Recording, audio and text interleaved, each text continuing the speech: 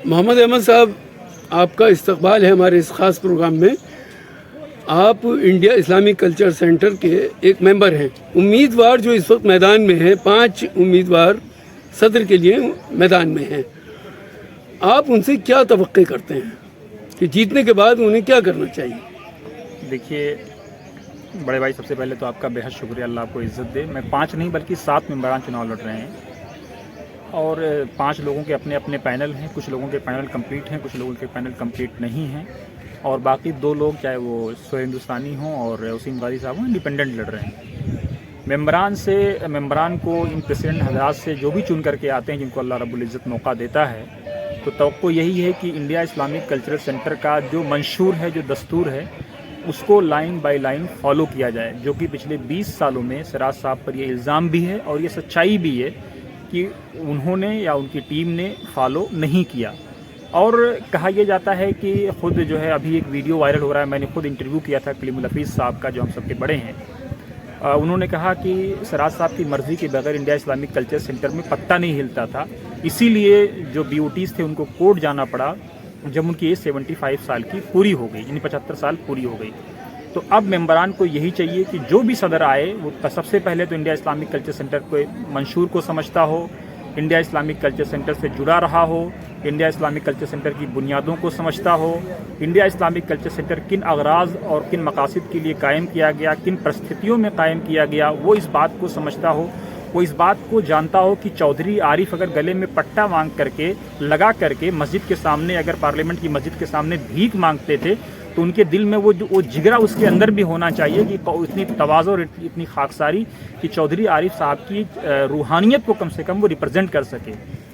चाहे वो फिर हिदायतुल्लाह साहब हों, जस्टिस हिदायतुल्लाह साहब हों, बेगम आबिदा अहमद हों, जी नक्शबंद हों, चाहे शफ़ी साहब हों, तमाम लोग जिन्होंने इंडिया इस्लामिक कल्चर सेंटर को बनाया, बचाया, संवारा, उनके ख्वाबों को वो पूरा कर सके। ख़ास तौर से जब इंडिया इस्लामिक कल्चर सेंटर को एक बेसिक फ़ंड की ज़रूरत पड़ी तो हकीम अब्दुल हमीद साहब सामने आए और अफसोस ये है कि हकीम साहब का नाम कोई जल्दी लेता ही नहीं है। सबसे बड़ा जो मकसद ये है, इसका बुनियादी मकसद कि हिंदू मुसलमानों के बीच में जो आज दूरी बढ़ रही है, उस दूरी को कम किया जाए, नफ़रत को मोहब्बत में बदला जाए, दुश्मनी को दोस्ती में बदला जाए, बुग़्ज़ को जो है प्यार में बदला जाए। और ये तभी मुमकिन है जब कोई एक ऐसे बड़े विज़न का आदमी इंडिया इस्लामिक कल्चर सेंटर की सदारत करे, क्योंकि लोगों के अंदर गलत फहमियाँ हैं, मिसकंसेप्शन है, और उस गलत फहमियों को और उस मिसकंसेप्शन को दूर करने के लिए ये सबसे बड़ी चीज़ जो ज़रूरत है वो इसी बात की है कि हमारे पास विज़न हो, हमारे पास आइडिया हो, हमारे पास आइडिया ऑफ इंडिया हो। हमें गांधी जी की भी आइडियोलॉजी को समझनी होगी, हमें मौलाना आज़ाद की भी आइडियोलॉजी को समझनी होगी,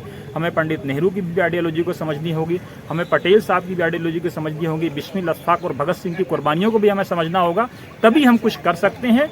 और सबसे बड़ी चीज़ है कि कुर्बानी देने का जज्बा हमारे अंदर होना चाहिए।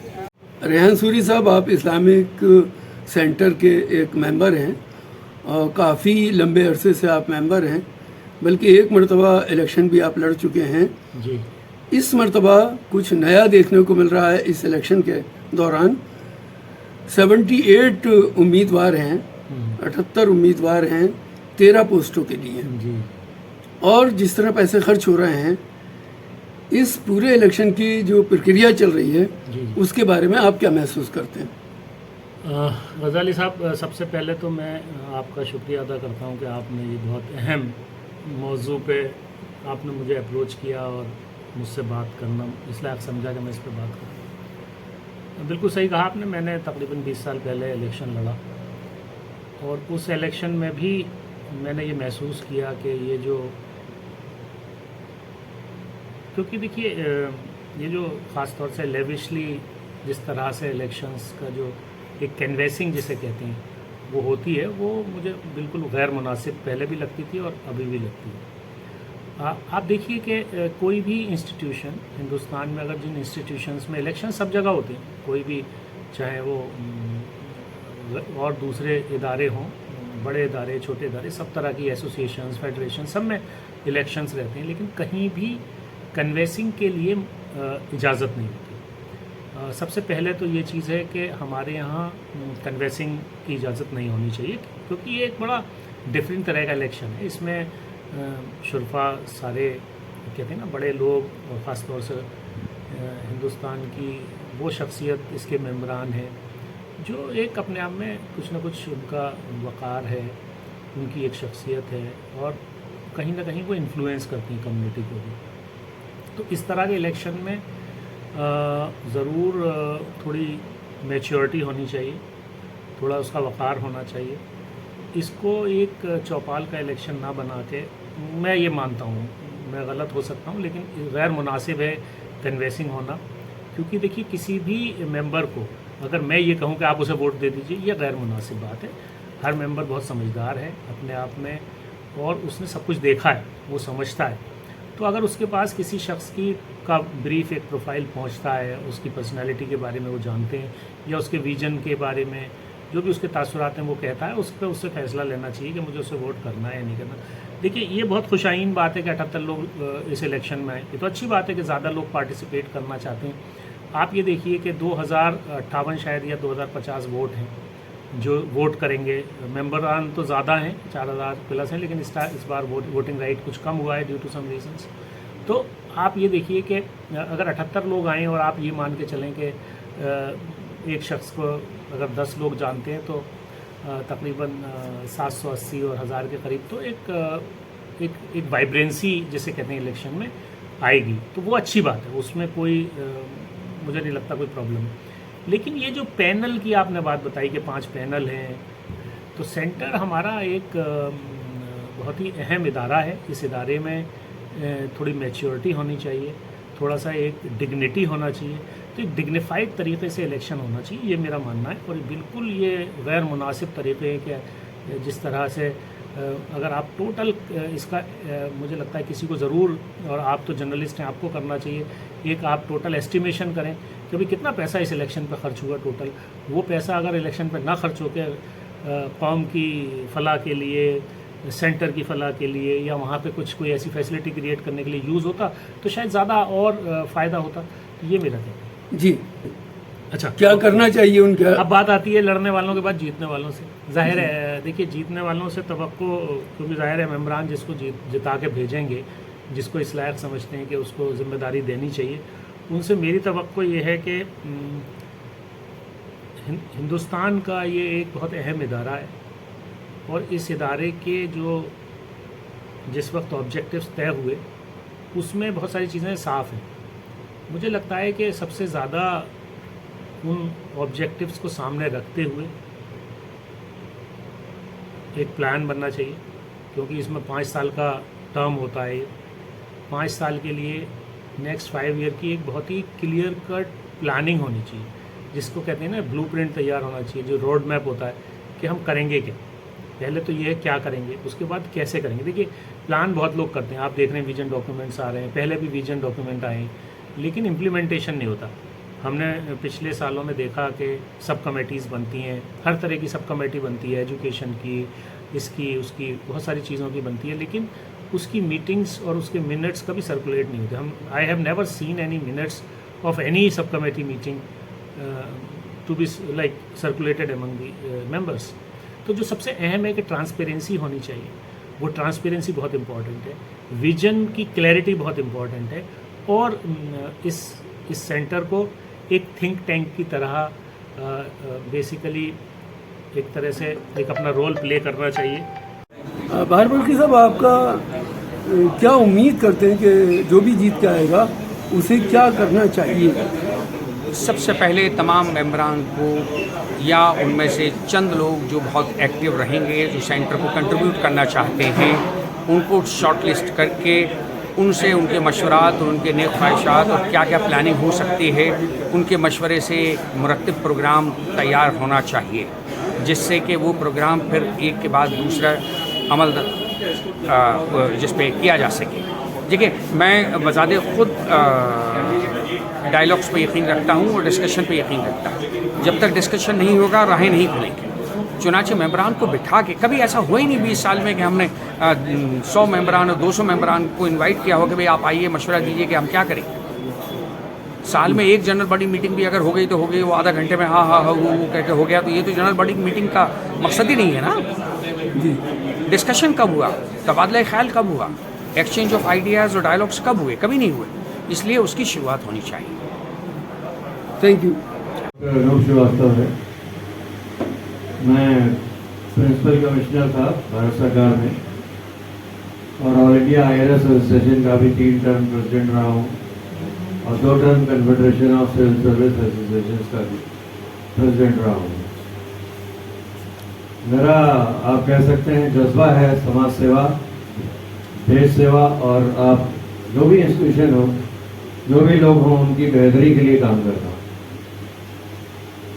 IICC से मेरा जो अभी पिछले 20-25 साल से कब से बना है और मैं इसको बहुत अजीम जगह समझता हूँ, लेकिन पिछले कुछ दिनों से आप लोग सभी लोग देख रहे हैं कि IICC कहाँ से कहाँ पहुँच गया। जिस मकसद से के लिए बना था वो मकसद कहीं छूट गया और लोगों ने वहाँ से अपनी दुकान चलाना शुरू कर दिया। ये बिजनेस सेंटर बन गया, अपना सेल्फ प्रमोशन, अपनी राजनीति, अपना लोगों से कनेक्ट करना, अपना PR just for their own benefit, personal agenda. आप सब मेंबरान हैं, जब लाइफ मेंबर बने थे तब कोई मेंबरशिप फी नहीं रखी गई थी लाइफ मेंबर्स के लिए, लेकिन बाद में लाइफ मेंबर्स को भी फी, एनुअल फी कर दी गई। अब मैं आप सबसे ये पूछना चाहता हूँ कि एज ए मेंबर आप मुझे बताएं, क्योंकि मैं भाषण नहीं दे रहा हूँ, मैं आपके बीच का, मैं भी मेंबर हूँ, आप भी मेंबर हैं। I want a dialogue with you. आप मुझे बताएं कि एज ए मेंबर आपको क्या फैसिलिटी वहाँ पर मिल रही है। जो एक रेस्टोरेंट है, एक वाहिद रेस्टोरेंट है जिसमें हर व्यक्ति बाहर से जा सकता है, लाइक एनी अदर रेस्टोरेंट। और चूंकि ये जगह अच्छी है, यहाँ पार्किंग अवेलेबल है, इसलिए निजामुद्दीन जाने के बजाय या चांदनी चौक जाने के बजाय जो दिल्ली का हुजूम है वो यहाँ करीब में आना चाहता है और यहाँ खा के आता है। और हम सब जो मेंबर हैं, जो पैसे देते हैं, वो बाहर खड़े रहते हैं, वेट करते रहते हैं। हमको वहाँ पार्किंग भी नहीं मिलती। अगर हम और किसी काम के लिए भी गए हैं तो आप लोगों को पार्किंग नहीं मिलेगी, क्योंकि वहाँ पर बाहर के लोग अपनी गाड़ी लगाते हैं। तो किसी भी सेंटर में जैसे होता है कि मेंबर के बिना गेस्ट नहीं जा सकता और गेस्ट फ्री के साथ ही जाता है, ये यहाँ बहुत आवश्यक है। ऐसा लेकिन नहीं किया गया, क्योंकि दुकान करीम की चलानी थी, करीम से जो भी बेनिफिट लेना था, कमीशन हो, किसी भी रूप में फायदा हो, अपने यहाँ पार्टियाँ करवानी हो, ये सारी चीज़ें आप सब जानते हैं, मुझे कहने की ज़रूरत नहीं है। ये सब फेवर से इसलिए किए जाते हैं। करोड़ों का गबन हो गया, ये सब भी आप लोग जानते हैं। कहाँ का पैसा कहाँ साइफन ऑफ हो गया। जिस जो डोनेशंस दिए गए थे, किस पर्पस के लिए दिए गए थे, वो सारे खत्म हो गए। अब मेंबर्स वहाँ जाते हैं। पिछले 20 साल में आपके लिए 4 सोफे तक नहीं लगाए जा सके कि पोडियम के बीच में। आज ही मेरी वो पुराने कोई जो लड़ रहे हैं, जो पहले भी थे, मैंने उनसे पूछा ये बताइए पहले कि आप पहले पदाधिकारी रहे हैं। उन्होंने कहा हाँ, मैं 2 टर्म रहा हूँ। मैंने कहा तो आप कतई डिजर्व नहीं करते हैं और कतई आपको वोट नहीं देना चाहिए, बल्कि आपको विड्रॉ कर लेना चाहिए।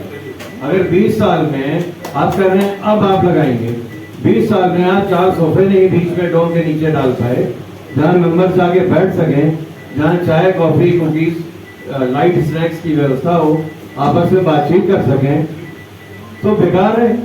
अब आप कह रहे हैं कि हम 4 सोफे लगा देंगे, तो मेंबर्स के लिए क्या फैसिलिटी दी गई है? रूम्स आप देखें, रूम से ज़्यादातर बुक रहते हैं। 2 स्वीट है, 2 स्वीट बिना जो आपकी बॉडी है उसकी परमिशन के बिना आपको स्वीट नहीं मिलेगा। एक VIP रूम है, उसकी चाबी 1 या 2 लोगों के पास रहती है, आप उसमें नहीं जा सकते। एक अंदर राउंड छोटा सा वो है डाइनिंग में, उसमें भी आप नहीं जा सकते। तो मैं पूछता हूँ कि ये मेंबर्स के लिए क्या है वहां पर, आप बताएं क्या है वहां पर। तो ये जो टीम है, जितने भी लोग मैं कहूँगा लड़ रहे हैं पुराने, उन सबको नकार देना चाहिए। तो अगर किसी भी पैनल में हो, ये बड़े दुख की बात है कि इतनी कंट्रोवर्सी, इतनी बदनामी इन लोगों ने दी, हाईकोर्ट में केस पहुंचाया, कितना पैसा हमारे मेंबरों का, इनको एडमिनिस्ट्रेटर साहब को, वकीलों को दिया गया जो बर्बाद हुआ। तो यही पैसा यूज हो सकता था एजुकेशन में, कोचिंग में, जो एजेंडे थे इन लोगों के। सैयद फैसल अली साहब, आप इस्लामिक सेंटर के मेंबर हैं और आप सारे लोगों को देख भी रहे हैं जो इलेक्शन चल रहा है। इस इलेक्शन के प्रोसेस के बारे में आपकी क्या राय है? देखिए, चूँकि मैं खुद इलेक्शन से वाबस्ता हूँ और पिछला 2019 मैंने पार्लियामेंट लड़ा, फिर अभी मैंने MLC हूँ, तो पूरे इलेक्शन के प्रोसेस को मैं देखता आया हूँ और शुरू से सियासी खानवादा है हमारा, तो मैं समझता हूँ सियासत को और पूरे इलेक्ट्रल प्रोसेस को। मेरी अपनी राय में जो इलेक्शन का प्रोसेस है और जिस तरह से इसको कंडक्ट किया जा रहा है, इसको फ्री एंड फेयर तो नहीं कह सकते, ट्रांसपेरेंट नहीं है। आज भी मैं व्हाट्सएप ग्रुप में देख रहा था, कुछ बैलेट गायब हो गए हैं, उसके बाद कुछ लोगों को बैलेट नहीं मिले हैं, कुछ लोगों ने मुझे भी फ़ोन करके बताया कि बैलेट हम लोगों के नहीं आए हैं। और पूरा जो सिलसिला जिस तरह से ये शुरू हुआ है वो डाइसी है। दूसरी बात ये कि मेरी अपनी राय ये है कि इलेक्शन की ज़रूरत ही नहीं आनी चाहिए थी। ये कहीं ना कहीं हम लोगों के लिए बज़ाते कौम, बज़ाते मिल्लत, बज़ाते उम्मत, मुझे लगता है ये लम्हे फ़िक्रिया है कि 2000 लोगों में भी एक राय ना हो पाई और हम लोग आज इस मुहाने पर खड़े हैं कि हमको वोट के ज़रिए अपना एक नुमाइंदा चुनना है। दूसरी तरफ वो लोग हैं जो इंदौर का इलेक्शन, गुजरात का इलेक्शन, बहुत सारे ऐसे लोग हैं जिन्होंने पार्लियामेंट का इलेक्शन, जहां 20 लाख लोग वोट देते हैं, वो भी अनकंटेस्टेड जीत गए, अनकंटेस्टेड चुने गए। तो ये एक लम्हे फ़िक्रिया है, इस पर लोगों को गौर करना चाहिए। तीसरी बात ये कि मेरी बहुत अपनी ज़ाती राय ये है कि पिछले, जब से मैं मेंबर हूँ और उससे पहले भी जब मैं इससे जुड़ा रहा हूँ, तो ये पूरे तौर पे ज़वाल पजीर हो गया है ये इदारा, और जिस मकसद से, जिस मकासद के ज़रिए इसके तहत इसको कायम किया था, वो ख़त्म हो गया है, वो मजरूह हो गया है और लोग अपनी डपली अपना राग आलाप रहे हैं और एक पूरे तौर पे इसको बहुरंगी से एक रंगी बनाने की साजिश हो रही है। जैसे पूरे मुल्क में एक साजिश हो रही है कि पूरे मुल्क का कहीं ना कहीं भगवाकरण कर दिया जाए, एक रंग में रंग दिया जाए, तो उसी तरह से वही ताकतें चाह रही हैं कि इंडिया इस्लामिक कल्चरल सेंटर पे भी हावी हो जाएं। लेकिन मैं आपके ज़रिए, आपके हवाले से ये बताना चाहता हूँ कि ये ना देश के लिए मुफीद है और ना हमारे इदारे के लिए मुफीद है। हमारे देश की, हमारे इदारों की, हमारी साझा सकाफ़त बहुत बड़ी ताकत है। तो इस बात को समझना चाहिए और इसके मद्देनज़र हम लोगों को अपना नुमाइंदा चुनना चाहिए। जी, मेरा आपसे ये सवाल है कि बीइंग ए मेंबर आप क्या तवक्के करते हैं कि जीतने वाले कोई भी हों, उनको सेंटर में क्या करना चाहिए, सेंटर में क्या ज़रूरतें हैं जिसकी तरफ तवज्जो नहीं दी गई? तो पहली बात तो ये कि जो लोग सेंटर से जुड़े हुए हैं, उनको ये समझना चाहिए किन मकासद के तहत इसको कायम किया गया था, वो कौन लोग थे, उनका क्या मकसद था, क्या पिछले कई सालों में वो मकसद पूरे हुए, नहीं हुए। तो ऐसे लोगों को चुन करके लाइए जो उस सेंटर की जो लास्ट ग्लोरी है, या वो ग्लोरी कहिए जो वो कभी हासिल शायद नहीं कर पाया, वहाँ तक ले जाएं। मुझे इस बात को कहने में कोई एतराज़ नहीं है कि जितने लोग हैं उस पर 2-3 ग्रुप तो ऐसा है जो पिछले रिजीम के लोग हैं, जो 20 साल तक जो वहाँ पे लूट खसोट, तबाही, बर्बादी, जलालत होती रही, शरारत होती रही, उसमें शामिल रहे और उसके भागीदार रहे। तो क्या हम फिर से उन लोगों को चुन के लाएंगे, या हम ऐसे लोगों को लाने की कोशिश करें जो एक नई ताकत के साथ, एक नई आइडियाज़ के साथ, एक नई ऊर्जा के साथ सेंटर में आए? पहले की बात नहीं करेंगे, कुछ दिन के बाद जो होने वाला है, 11 के बाद जो होने वाला है, उसके बारे में जो हमारा डिफॉल्ट फ्यूचर है सेंटर का और इसके मेंबरान का, उस फ्यूचर के विजन के बारे में अगर वालिद साहब, सिराज साहब हमें बताएंगे तो हमें यकीन होगा कि आगे चलकर जो नस्ल है या जो हमारी जो जिम्मेदारियाँ हैं वो कैसे बढ़ेंगी।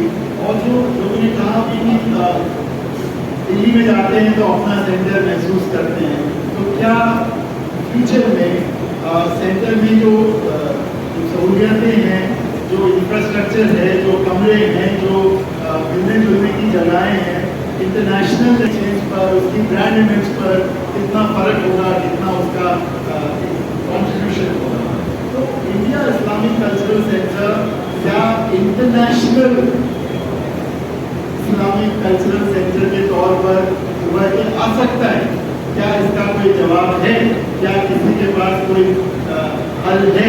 ये जानने के लिए मैं आज आया हूँ और आपकी तरह आपकी नुमाइंदगी करते हुए ये बात पूछ रहा हूँ इस पैनल से, और ये उम्मीद करता हूँ कि आगे आने वाले वक्त में क्या ठोस कदम उठाए जा सकते हैं। और वादे तो कोई भी कर सकता है, वादा करने में कोई अर्थ नहीं है। कई चुनाव में हमने देखा कि कुछ भी बोला गया जो आम चुनाव हुए थे, लेकिन उनको वादों को पूरा करने की जिसके अंदर होता है और उन वादों को जिसको कहते हैं प्रैक्टिकल और एग्जीक्यूशन करने की, जो अमल कर सकता हो उन वादों पर, क्या हम उसके बारे में कुछ सुने तो अच्छा लगेगा। क्योंकि ये कर तो चुके हैं पहले, लेकिन आगे क्या करने वाले ये जानकर हम लोगों को शायद बहुत फर्क पड़ेगा। क्योंकि आखिरकार कई लोग ईरान और मिस्र रोमा सब फिर गए यहाँ से। तो एक बात ये है कि अल्टीमेटली ये पैनल क्या खास बात है इसमें। साथ सबिया इकबाल साहिबा हैं जो सेंटर की मेंबर हैं। सबिया साहिबा, मेरा आपसे ये सवाल है कि सेंटर में कौन से ऐसे काम हैं जो नहीं हुए और जो होने चाहिए आपके नज़दीक? देखिए, सेंटर में हम सेंटर से बहुत ज़्यादा एक्सपेक्टेशंस रख रहे हैं, जो कि एक सेंटर है मेंबर्स के, जो सेंटर है मेंबर्स के लिए सेंटर है।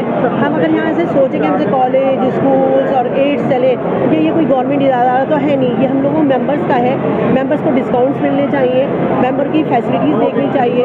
और दूसरा ये है कि हाँ, अगर कोई हमारी कम्युनिटी पे कोई आवाज़ मतलब कोई परेशानी आती है तो यहाँ से कम एक लेटर, एक मैसेज मीडिया के थ्रू या किसी तरह से भी जाना चाहिए, जो मुझे थोड़ा सा खला नज़र आया। बाकी सेंटर